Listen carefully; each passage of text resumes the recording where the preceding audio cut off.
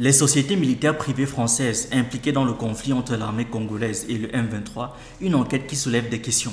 Dans le contexte du conflit qui oppose l'armée congolaise aux rebelles du mouvement du 23 mars, le M23, une enquête récente révèle l'implication de sociétés militaires privées françaises dans des opérations stratégiques dans l'est de la RDC, République démocratique du Congo.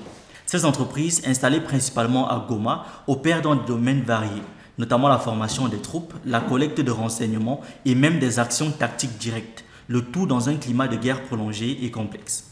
Les acteurs clés, Agemira et Congo Protection. Parmi les entreprises identifiées figurent Agemira et Congo Protection, deux sociétés aux activités qui, bien que présentées comme de simples soutiens techniques, semblent aller bien au-delà.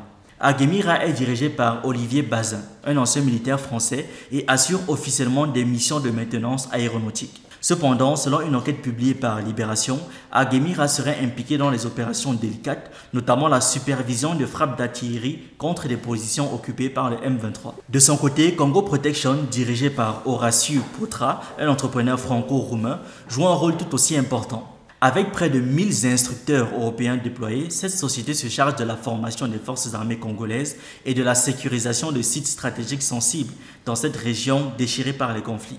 La région du Nord Kivu où se déroulent ces opérations est au cœur d'une crise prolongée. Le M23, groupe rebelle formé en 2012 par d'anciens soldats de l'armée congolaise, prétend lutter contre le non-respect par Kinshasa d'un accord de paix signé en 2009. Cependant, le groupe est souvent perçu comme un outil servant les intérêts régionaux. Soutenu militairement et logistiquement par le Rwanda, selon plusieurs sources, et potentiellement par l'Ouganda, le M23 continue de menacer des villes clés comme Goma, aggravant des tensions et violences dans la région. Le général Sylvain Ekenge, porte-parole de l'armée congolaise, a reconnu la collaboration avec plusieurs partenaires dans le cadre de la lutte contre le M23, mais sans entrer dans les détails des activités des sociétés militaires privées. Ces entreprises sont officiellement considérées comme des coachs pour les forces congolaises, mais l'enquête souligne que leur mission semble bien dépasser le cadre d'une simple assistance technique. Des experts de l'ONU, également cités par Libération, ont signalé que des sociétés comme Agemira et Congo Protection participeraient à des tâches telles que la collecte de renseignements stratégiques, la planification d'opérations militaires et le soutien logistique actif. Ces interventions brouillent davantage les frontières entre un rôle consultatif et une implication directe dans les affrontements. Cette situation ne manque pas de susciter des controverses. Un rapport des Nations Unies a mis en lumière des interactions suspectes entre certaines sociétés militaires privées et des groupes armés locaux accusés de crimes de guerre. Bien que les dirigeants d'Agemira et de Congo Protection aient nié toute implication avec ces groupes, leur présence alimente un climat de suspicion dans une région où les tensions sont déjà à leur comble.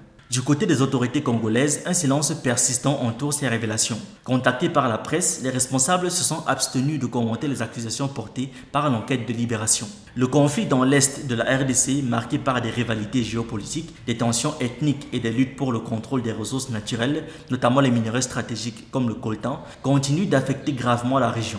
Les déplacements massifs de population, la multiplication des violences armées et l'implication d'acteurs étrangers, qu'ils soient étatiques ou privés, exacerbent une situation déjà critique. Le rôle ambigu joué par les sociétés militaires privées, souvent considérées comme opérant dans une zone grise entre le mercenariat et l'assistance légitime, pose des questions essentielles sur les limites de leur intervention. Ces révélations ajoutent une nouvelle couche de complexité à un conflit où les intérêts économiques, politiques et militaires s'entremêlent dans un cocktail explosif. Que penser de l'avenir de cette région?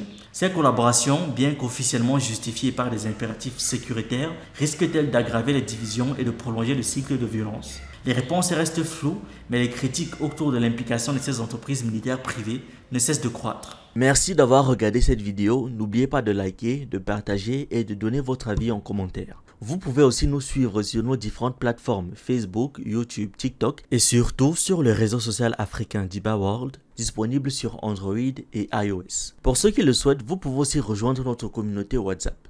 Tous les liens utiles sont dans la description.